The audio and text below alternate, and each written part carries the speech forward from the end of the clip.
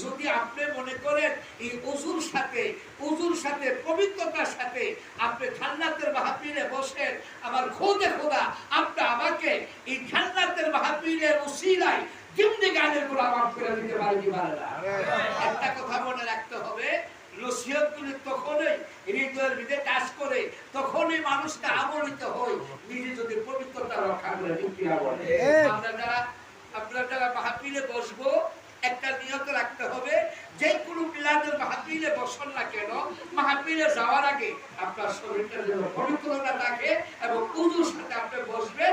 উযুর সাথে বসার পরে আপনি যখন রাসূলের উপরে দুরূদ শরীফ পাঠ করবেন, আমার মদিনার কামলু আলা রাহমাতাল লিল আলামিন সাইয়্যিদুল মুরসালিন তিনের গান মুবারকের দ্বারা আপনার দুরূদ সালাম শ্রবণ করেন।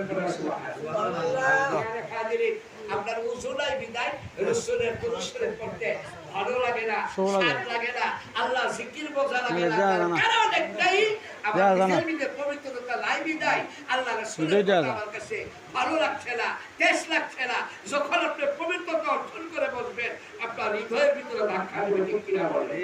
রাসূলের দুরূদ শরীফের উপরে কোন সবচেয়ে বড় আলা, সবচেয়ে বড় বর্তবা, সবচেয়ে বড় দাবি হলো হাবিবে পাকের উপরে দুরূদ শরীফ পাঠ করা। সুবহানাল্লাহ। আর জোরে বলি আল্লাহু আকবার।